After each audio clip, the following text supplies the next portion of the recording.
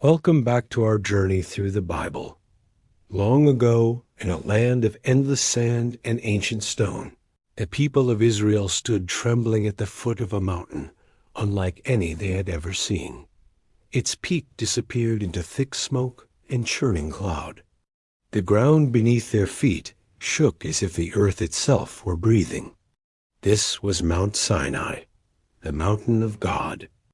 But to understand this moment, we have to go back. For 400 years, the Israelites had lived as slaves in Egypt.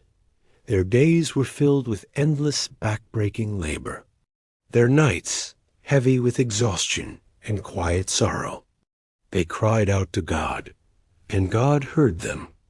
Through Moses, a shepherd with a stutter and a wooden staff, God confronted the mightiest empire on earth.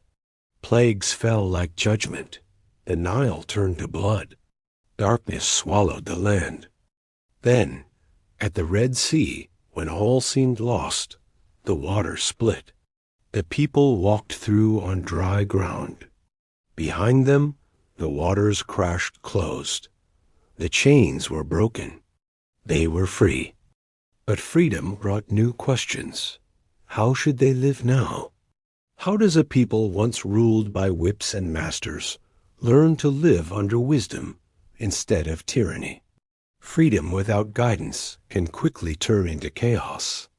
So God led them into the wilderness, not to abandon them, but to teach them, to shape them, to give them something Egypt never could: a covenant, a relationship, a purpose.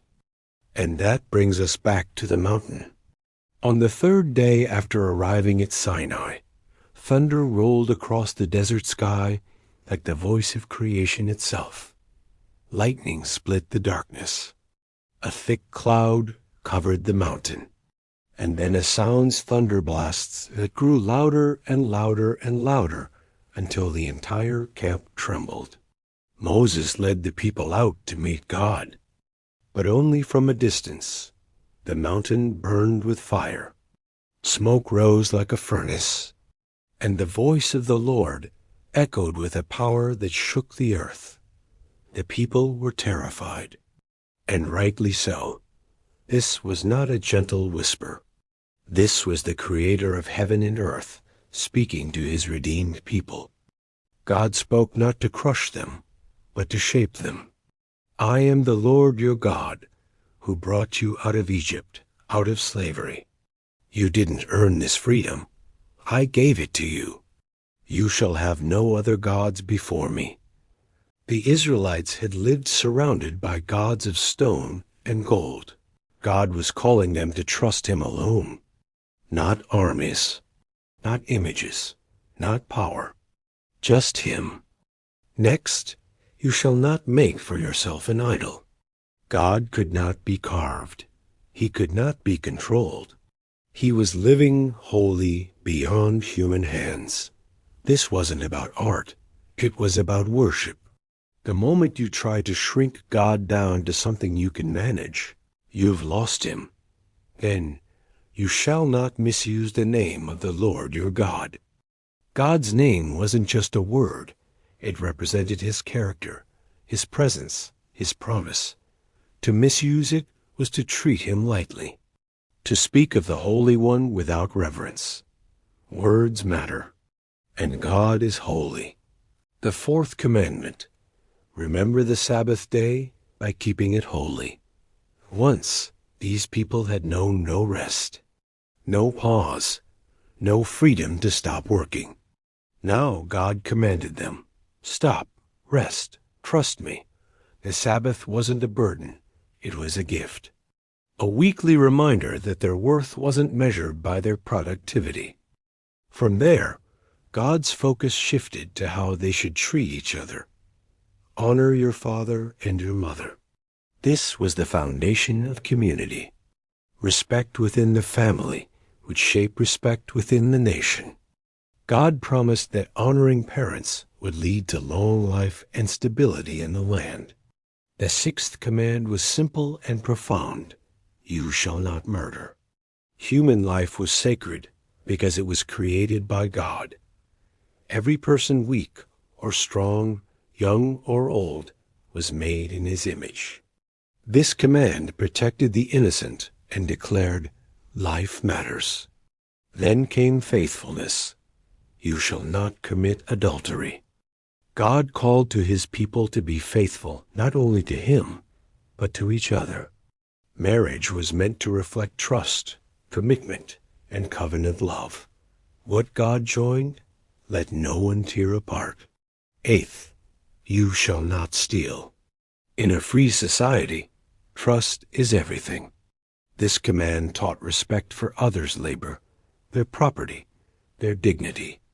God desired justice, not exploitation. Ninth, you shall not give false testimony.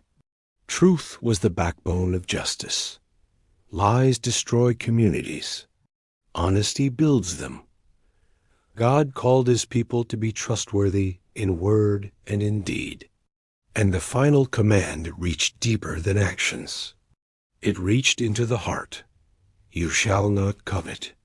Envy, jealousy, the quiet desire for what belongs to others. It can poison the soul from within. God wanted more than outward obedience. He wanted inner peace, a guarded heart.